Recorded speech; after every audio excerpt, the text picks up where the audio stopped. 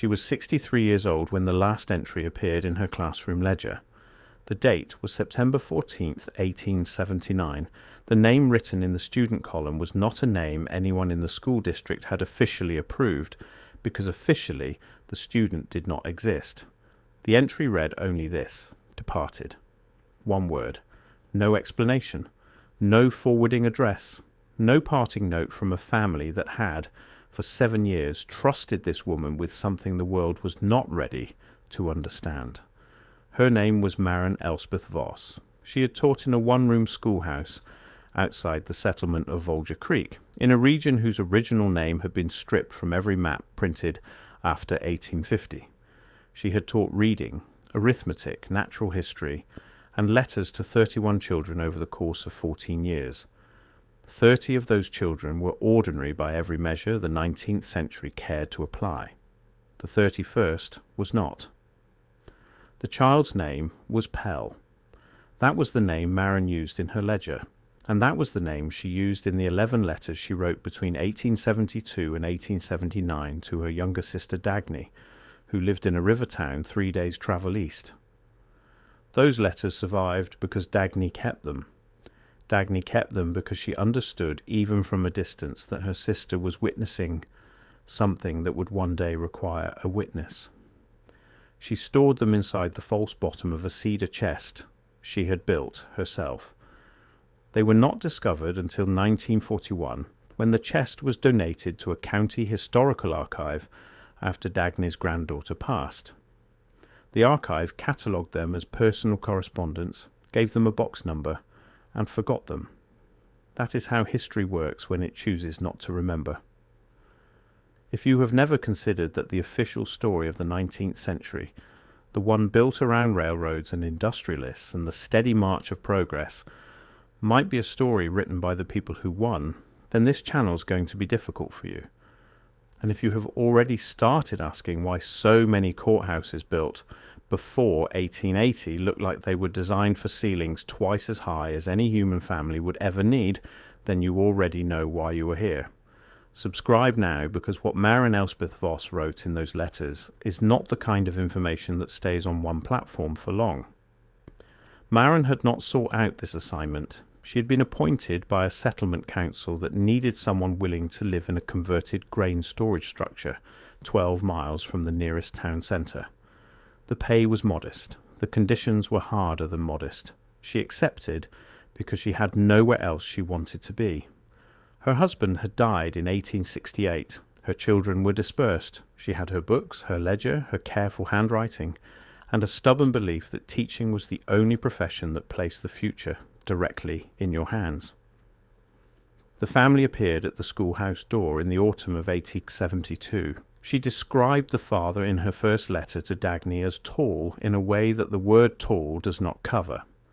He stood in the doorway, and the doorway was not built for him, and she had to step back involuntarily before she caught herself, his hands resting on either side of the frame, each covered more surface area than her entire face.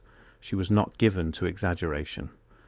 Dagny noted this in a marginal pencil comment on the letter.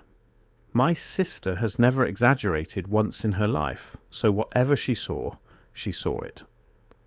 The child, Pell, stood at the father's side, and Maren wrote that at first she thought Pell was simply a large child, perhaps a farmhand's son, who had grown unevenly. It took her until the father's second sentence to recalibrate. Pell was 8 years old. Pell stood, in Maren's estimation, at a height she compared to a young draft horse at the shoulder.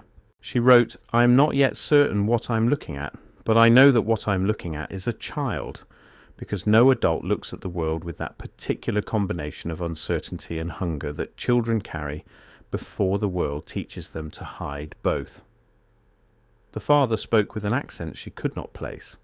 She described it in her letters as carrying the shape of several languages at once, as if the grammar had been assembled from pieces that did not all belong to the same source. His English was correct, but it was clearly not his first tongue. He told her that his family had lived in this region for many generations. He told her that Pell needed to learn letters, needed to learn numbers, needed to learn the kind of thinking that survives when other things are taken away. He did not explain what things had been taken. He did not explain from whom. He placed 3 months of payment on the table in coins Maren did not recognize. She described them as thick, stamped with symbols that were not American and not from any European country she could identify. She accepted them anyway. She told Dagny, "The weight of them feels old in a way I cannot describe." This is where the revisionist economic history becomes unavoidable, because what Maren Voss was witnessing in that schoolroom was not simply an unusual family. She was witnessing one of the last visible remnants of an economic and civilizational structure that the reconstruction of Western commerce had spent 40 years methodically dismantling. The civilization scholars outside mainstream academia now call Tertiaria was not a nation in the sense that the 19th century understood nations. It was not organized around borders drawn by treaty or conquest in the European manner. It was organized around networks of production and exchange that predated those treaties by centuries, running on different principles, different scales, maintained at their foundation by families who did not look the way the industrializing West expected people to look, who did not operate on the timescales the industrializing West had decided were natural, and who held knowledge the industrializing West could not afford to let circulate freely. The suppression of that civilization was not carried out by armies alone. The most effective suppression was economic. When you control what can be traded, how it can be weighed, what coins are accepted as legitimate, what measurements are standard, and what labor is classified as skilled versus primitive, you do not need to burn every library.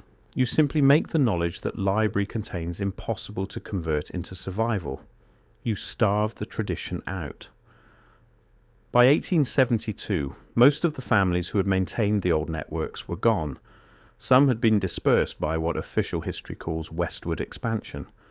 Some had been absorbed, their children educated out of the old ways and into the new economy. Some had died in events the official records classified as epidemics or accidents. And a very small number had retreated so far from the infrastructure of the new commercial order that they had become, in the language of the period, simply unknown populations in unmapped regions, a bureaucratic way of saying the government had decided they did not need to be counted, because they would not be around long enough to count. Pell's family was not retreating. They were not hiding. They were making a deliberate choice to deposit something into the world the new economy was building, not because they trusted that world, but because they understood their own world was ending, and they wanted what they knew to survive inside the new one, even if it survived only in seed form, dormant, waiting. Maren wrote to Dagny in the spring of 1873, after Pell had been attending the schoolhouse for 1 full season. "I have stopped trying to measure this child against the other children. What I can tell you is that Pell understands numbers not as symbols, but as relationships. When I taught fractions, Pell sat for a long moment and then began drawing relationships between quantities on the slate that I did not teach and could not immediately follow. When I asked where that came from, Pell looked at me with that serious expression that never quite leaves the face and said, from the way things were measured before. I asked before what? Pell said, before the agreement, Maren wrote. I did not ask a follow-up question because I did not know how to hold it. I have been thinking about it since March, and I am still thinking about it. The agreement Pell referenced, as Maren came to understand through 3 more years of careful, patient classroom conversation, was not a metaphor. It was a real event, or a series of real events that Pell's family had preserved in oral record across multiple generations. The agreement, as Pell described it in fragments across dozens of conversations that Maren documented in her letters, was the moment at which the old measurement systems, the ones that governed exchange across the networks that had once connected communities across vast distances in ways official history does not acknowledge, were declared invalid by the emerging commercial powers of the industrializing world. This was not an abstract philosophical loss. When your system of measurement is declared invalid, your debts calculated in that system become unenforceable. Your contracts dissolve. Your warehouse receipts are worthless paper. Your credit, accumulated across generations of reliable exchange, vanishes overnight because the institution that issued it is no longer recognized by the courts that now hold authority. The families who had operated within the old networks did not simply lose cultural heritage. They lost everything that the new economy classified as assets. They were made poor not by poverty but by decree, and the decree was written in the language of standardization, progress, and rational commerce. Pell knew this, not as abstract history, but as lived inheritance. Maren wrote in 1874, "Today Pell told me something that I have been turning over for a week. I asked about the family's work because I have wondered since the beginning what they produce, what they trade, how they move through the world, and Pell said, 'We keep the count of what was agreed before the agreement changed.' I asked what that meant. Pell said, 'Everything that was built and measured and balanced before the new men came, someone has to keep that in memory because the new men will need it again when their system breaks.' I asked when it would break. Pell looked at the window for a long time and said, 'I don't know the year, but I know it will break before the century ends.' This was 1874. The financial panic of 1873 had already begun dismantling the mythology of the new industrial order. Railroad bonds sold to European investors as ironclad guarantees were defaulting across the continent. Banks that had extended credit on the assumption of perpetual growth were closing. The Coinage Act of 1873 had demonetized silver and concentrated monetary power in ways that destroyed the liquidity of rural commercial networks. Farmers who had borrowed in one monetary environment were repaying in another, and the difference was ruin. Pell, aged 10, sitting in a one-room schoolhouse in a region without a name on the new maps, had told Maren that the system would break before the century ended. Maren had no framework in 1874 for how to evaluate that claim. She wrote it down anyway. What Maren did have a framework for was teaching, and she applied that framework without hesitation. She taught Pell letters, and Pell learned them with a thoroughness she described as architectural. Each letter was not simply learned, but examined for its relationship to sound, to meaning, to systems of other languages. Pell had partial exposure to through the family's oral traditions. Maren wrote, "I have never taught a student who learns language the way an engineer examines a bridge. Every joint is tested, every load is considered, nothing is accepted as given." She taught Pell geography from the textbooks available to her, the ones with maps that showed clean borders and named territories, and the rational organization of the world into administrative units. Pell received these maps with a polite skepticism that Maren found disorienting. She wrote to Dagny, "Pell looks at these maps the way I might look at a painting of a landscape I have walked through, which catches the light accurately, but leaves out the smell of the ground, and the sound the creek makes, and the way the elevation feels in the legs. The painting is not wrong, but it has decided what to include, and the decision itself is the most important fact about it." In 1875, Maren began asking Pell about the family directly, not about the father, who appeared every third week to collect Pell and who spoke to Maren briefly and courteously, but without disclosure. About the larger family, about who else there was. Pell's answers, as Maren transcribed them in letters to Dagny, built a picture she described as almost too large to see whole. There had been many families across many regions, all connected through the old networks that the agreement had severed. The old networks had contained enormous variation, but all of them had participated in a shared system of accounting and obligation, a shared understanding of what was owed between communities across seasons and years, built into the architecture of the places where they lived and worked, which is why, Pell told Maren, the buildings from before looked different from the buildings being built now. Maren wrote, "Pell told me that the height of a ceiling in the old buildings was not decoration or excess. It was specification. It told everyone who entered what scale of exchange was going to take place inside, and anyone who knew the system could read the building the way I might read a ledger page. I asked how anyone could have built ceilings that high as routine commercial practice. Pell said the families who built them were not the same size as the families who use them now. This is the moment in the letters where Dagny added a marginal notation that simply reads, "I had to sit down." Because Maren, who was not given to exaggeration and was not given to dramatic effect, had just written to her sister that the child across from her in the schoolhouse had explained that the architectural scale of the pre-1850 built environment was not evidence of grandiosity or waste. It was evidence of the actual physical scale of the civilization that built it. The ceilings were high because the builders were large. The doors were wide because the people who moved through them were wide. The structural tolerances in the foundations of the old courthouses and exchange halls the new authorities were now occupying were not engineering excess. They were accurate load calculations for a population that weighed and moved at scales the new population did not. In 1876, Maren asked Pell about the family directly, not about the father who appeared every third week to collect Pell and who spoke to Maren briefly and courteously, but without disclosure. About the larger family. Pell answered with a patience that Maren described as older than the child it lived inside. She wrote, "There is a quality to how Pell explains the family that makes me think of a person describing something they have spent a very long time grieving, and have now arrived at a place beyond grief where the thing simply is what it is, and sadness about it would be as useful as sadness about the shape of a river." What Pell described was this.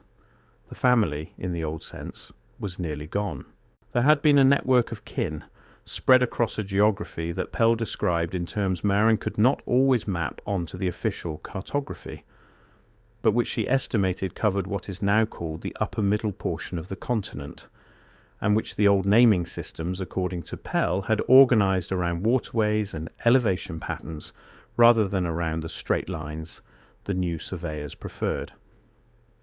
Most of those kin were gone. Some had died in the usual ways. Many had died in ways connected to the systematic disruption of the old networks, consequences the official records categorized under other causes.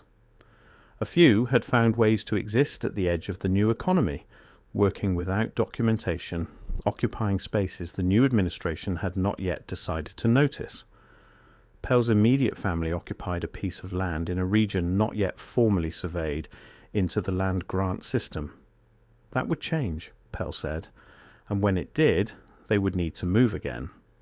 They had moved before. Moving was part of what they did now, which had not always been the case. The old families had been rooted. The old networks made rootedness possible because exchange did not require proximity to the market. When the network died, proximity to the new market meant visibility to the new administration, and that was not something Pell's family could afford. Maren asked why the father had decided to bring Pell to her school at all. Why risk the visibility? She wrote that Pell thought about this for a long time before answering. The answer Pell gave was this: "My father says that we are going to disappear no matter what, because the world that made us is gone. And a people cannot survive that for very long, only long enough to do one more thing before they go. The one more thing for us is to put what we know somewhere it can be found. Not in a book, because books get burned or locked away or mistranslated by people who do not understand them. In a person small enough to live in the new world and young enough to be alive when that world needs what we know. That is what school is for. That is why I am here." Maren wrote to Dagny, "I have been a teacher for 14 years. I have never understood until this moment why." The letters from 1877 and 1878 document a shift in tone. Maren had stopped being surprised by Pell and had begun being worried, not about Pell's education, which was progressing in ways she could not formally assess. She was worried about what she could see coming. Surveyors had begun working in the surrounding region. A railroad right-of-way was under discussion for a corridor that would pass within 20 miles of Volga Creek. The land Pell's family occupied was the kind the railroad companies and the Federal Land Office were becoming increasingly interested in. She had watched the mechanism move before in other regions, and she knew what happened to populations in its path who did not have the right documentation. She wrote to Dagny in the spring of 1878, I have started recording everything Pell tells me as precisely as I can in these letters to you. I am not entirely sure why I trust you with this over anyone else, except that you have always believed things other people decided were too inconvenient to believe, and I think that quality is going to matter. The day is coming when someone will need to say, a woman named Maren Voss sat in a schoolroom and listened carefully, and here is what she heard. Pell told her things that year she had not known how to ask about before, about the economic systems the old networks had used. The old systems had not been primitive barter, which is the story the new economists told to justify the replacement. They had been sophisticated, layered, relational systems of credit and obligation that operated across time horizons no single commercial transaction could capture. Built for scale not of a single harvest or season, but of generations. The families that maintained those systems had been accountants in the deepest sense, keepers of what was owed, what had been given, and what the community would require across time spans that made the quarterly earnings cycle of the new industrial companies look like a child's version of planning. When the coins were invalidated and the old measurement standards replaced, the families lost not just their wealth, but their function. A people without a function, in an economy that has decided what functions are legitimate, does not survive long. Pell told Maren in 1878 that the old accounting had tracked something the new economics did not have a category for. It had tracked the cost of taking. Not just the financial cost, not just the labour cost, but the total cost. What was extracted from the land, what was borrowed from the future, and what had been deposited over generations to make the taking possible at all. The new economics did not track these things. It treated the future as an unlimited creditor. It treated the land as an unlimited storehouse. It treated communities as interchangeable units of labour, rather than depositories of accumulated knowledge. And because it did not track these things, it could not see the debt accumulating. It could only see the growth. Pell said, when the debt becomes visible, it will look like the system breaking. People will call it a crisis.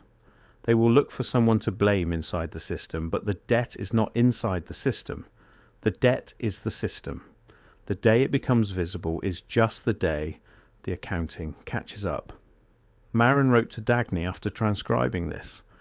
I am 62 years old, and I was educated in a century that believed in progress as a direction rather than a question, and I am sitting here thinking that a child has just explained to me the entire shape of the future in 2 paragraphs, and I do not know whether to be relieved that someone is keeping this knowledge, or terrified that the only person keeping it is 12 years old and will be gone by next winter. The last letter arrived at Dagny's address in early October of 1879. It was brief compared to the others. Maren wrote that Pell had come to the schoolhouse in September for the last time. She had known it was coming. The father had told her in August that the land situation had become untenable, that the survey teams had come closer than expected, and the family was making the decision to go. She did not ask where. She wrote, on the last day Pell brought me something, a piece of material I cannot fully identify, thick and smooth, the colour of old bone, marked with a series of characters that were not a language I know, but that were clearly a language, organised in rows, consistent in spacing, not decoration, record-keeping. Pell told me this was the count. I asked the count of what? Pell said, everything that was measured and balanced and owed for as far back as we go. I asked how far that was. Pell said, further than the schoolbooks say history starts. She continued, Pell told me I could not keep it. I said I understood. Pell said, but you have kept the count in a different way. In me. That is what teaching is. You put the count somewhere safer than a piece of material. I am going now, but the count does not go entirely. Because I sat in your schoolhouse, and you were careful, and everything you said went into me, and everything I said went into you, and now it is distributed. It cannot be taken from one place, because it is not in one place. Maren wrote, I am not a woman who cries easily. I want you to know that I am crying as I write this, not from sadness, though sadness is there too, but from something I can only describe as recognition, as if I spent my entire life doing a thing and only now, at 63, understand what the thing was for. She wrote one more paragraph. She wrote, "I do not know what is coming.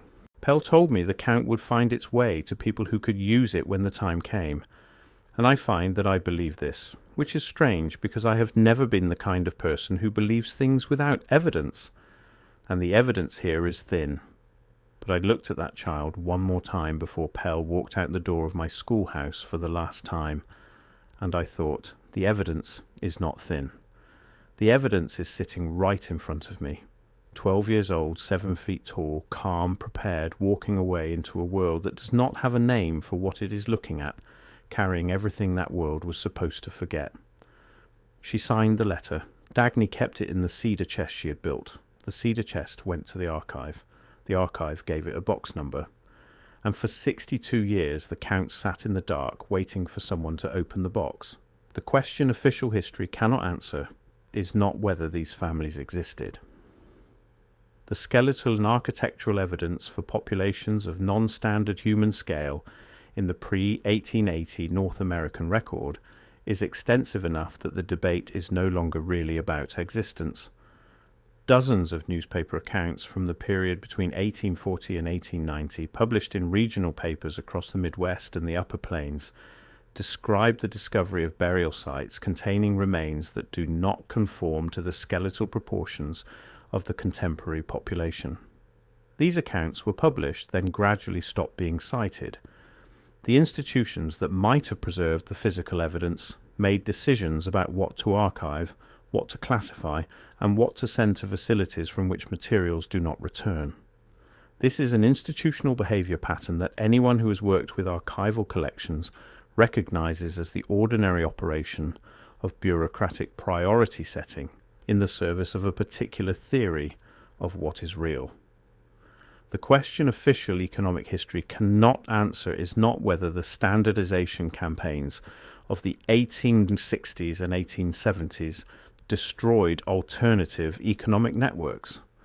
That record is documented, though discussed primarily in terms of its effects on European immigrant farming communities, rather than on older populations whose existence the framing of that literature does not accommodate. The question that Maren Elspeth Voss makes unavoidable is this: what if the two stories are the same story? What if the architectural anomalies and the skeletal evidence and the coins with unrecognized stamps and the measurement systems that match no known standard of the period and the oral traditions of communities who describe themselves as remnants of something much larger? What if all of these are fragments of a single account? The account of a civilization that operated at a scale and on a timeline that the new economic order found intolerable, and that the new economic order therefore decided, through means both formal and informal, to make impossible to sustain. Maren sat in a schoolhouse and taught that civilization's last visible child to read. She kept the count. She put it in a letter. The letter went into a box. The box sat in an archive. And now the box is open. We are not the first people to ask these questions. We will not be the last. But we are here now, with the letters in front of us, and the only question that matters is whether you are going to treat the count as something that was supposed to stay forgotten, or whether you are going to become one of the places it is kept. That choice is yours. It always has been.